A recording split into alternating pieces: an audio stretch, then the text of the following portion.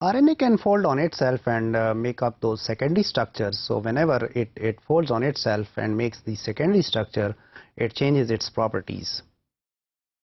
So we see that in RNA, the bases are there, and some of the bases they can pair up with one another. And this pairing is actually the basis for determining the secondary structure. So while keeping in our mind, we can design some algorithms which we can come up with some optimal structures.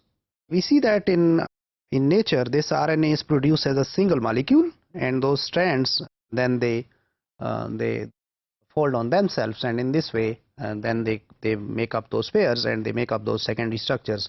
But here this RNA secondary structure analysis is slightly different with the DNA alignments. Over there we were looking for the matches, but here we are looking for the base pairing. So G and C, if they are present, they can pair up with one another. So we will have more score if the pairs are such that they can make some bonding with one another. So here we are not looking for the alignments, but we are looking for their pairing patterns.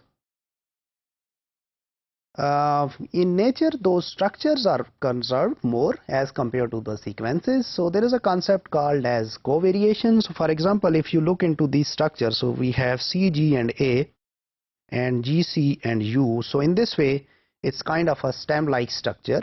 And then we observed some loop-like thing where we might see some repulsions, or where we do have the bases which do not align with one another. So that's why this loop comes, and overall structure is a hairpin.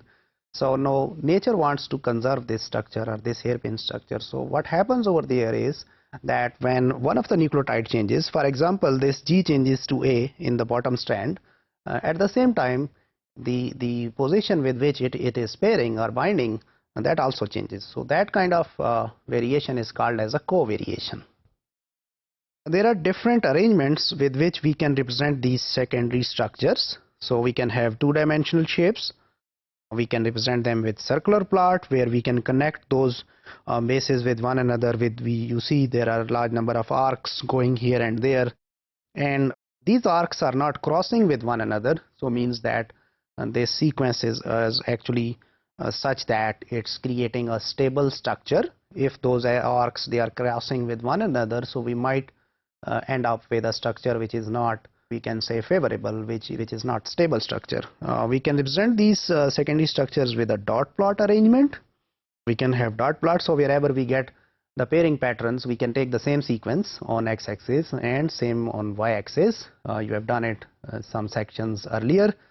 So where we get a pairing pattern, we can put some mark, and while looking into the pattern of those marks, we can derive the idea whether there is pairing or there is no pairing, and what are the local region where we can see those pairings. There is some special plots, we call them as mountain plots.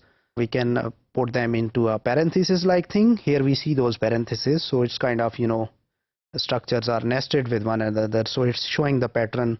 On one side we have right and left parentheses, they match with one another. So over there we are kind of getting the pairs which are inside, and then we can get some outer pairs and further outer pairs. So in this way we can use these parentheses. We can present these structures in the shape of trees also. Here in this diagram we can see different secondary structure shapes or patterns. For example, we can see a hairpin, so where we can see loop like thing which is coming, so it's a hairpin loop.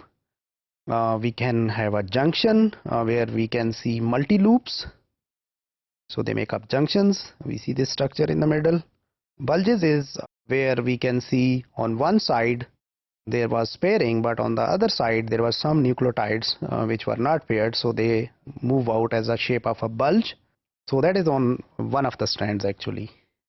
We see the single strand where it starts, so we call it as single strand extensions. So actually this RNA is starting from this side and it goes all the way and wraps around, and then finally it comes somewhere here in this region. So that is one terminal, and this one is obviously the other terminal. We see interior loops present in the middle. So we have actually bulging on both sides. So bulges on both sides, they make up this interior loop. we see a stem-like structure where we see those complementarity of the bases pairs them up. Sometimes those loops, they start interacting with one another. So these structures are what we call them as pseudoknots. Pseudoknots are actually, they create instability to the structure. So normally they are not wanted as far as the secondary structure is concerned. And most of the RNA prediction algorithms, they lack the ability to predict those pseudoknots. Sometimes these pseudoknots and related structures where we can have two loops which are kind of joined together, so they make different structures. We call them as pseudoknots, kissing hairpins and hair bulge interactions. In that case, it might go into some tertiary structures.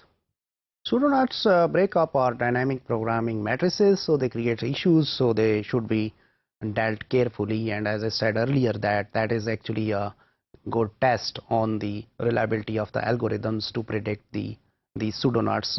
One more thing is that must be checked is that the base is not already paired. So if it's already part of the pairs, this might break down the recurrence relationship. So these pseudoknots have been always the issues with these algorithms. Here we see the pseudoknots. So we see those arcs, but same way we see that some crossing edge, which is a red color edge. We can have this sequence. We can see the top part where we have labeled it as BX and BY. So this part is actually, it's where we have this top part, and this was actually the bottom part of this sequence right here. So we see the pseudoknot up there in the top part, and here we also see that this sequence starts with a base which we call it as B1, and it goes all the way and comes and ends at Bn. That is also an important trial, or you can say the test, in order to make this circular arrangement, how you would arrange those start and end points.